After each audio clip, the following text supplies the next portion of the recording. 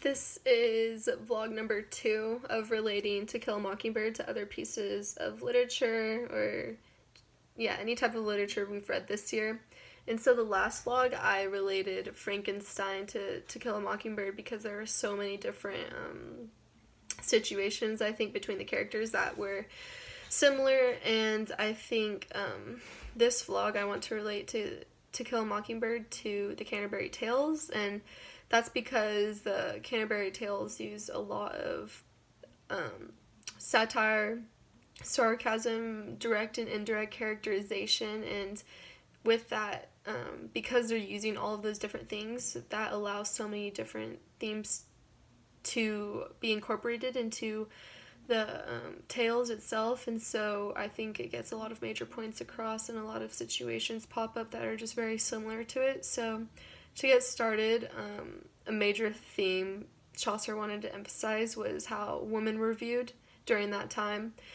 So we see in The Wife of Bath's Tale, it's revealed that women, more than anything, they were asked for the biggest wish. Women, more than anything, want sovereignty over men in a relationship, meaning they just want control in a relationship because they're during that time they were completely controlled and treated as objects that really had no say, no voice, no anything.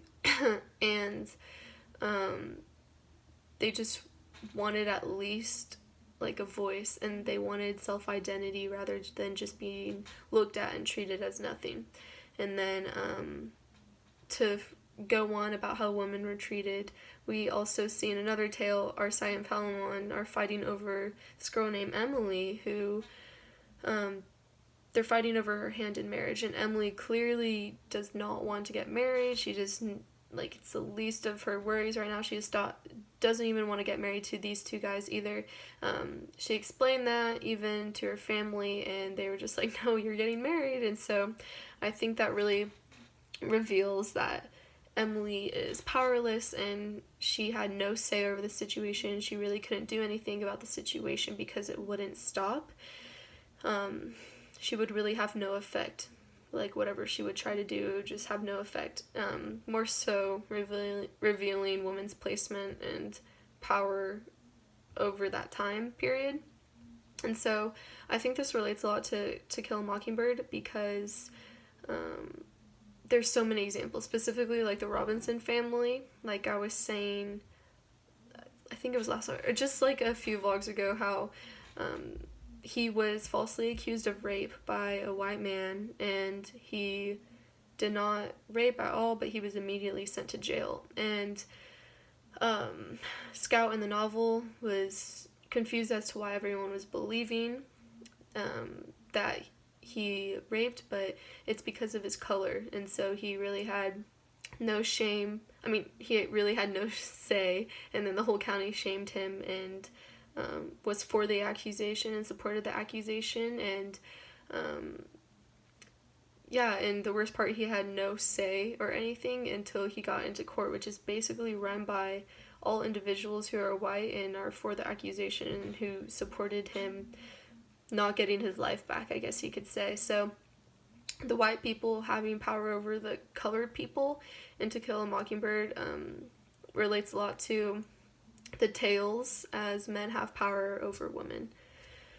And another example of how the tales relate to Kill a Mockingbird is the tales are all allegorical, which means they have hidden stories and morals hidden beneath like the surface, I guess you could say.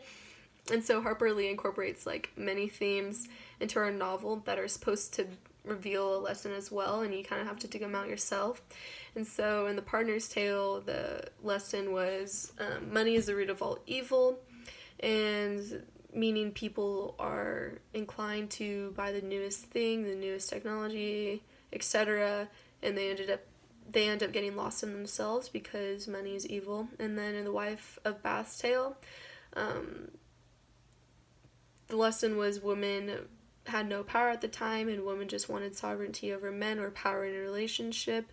And then we see in The Partner's Tale, the tale explains that love at first sight isn't a good idea, and that explains that people are just so inclined to go after what they see first rather than and they assume they love them rather than actually digging deeper and finding out what they want. And so I think a lot of those allegories relate a lot to Harper Lee's themes like racism, equality, status quo, etc.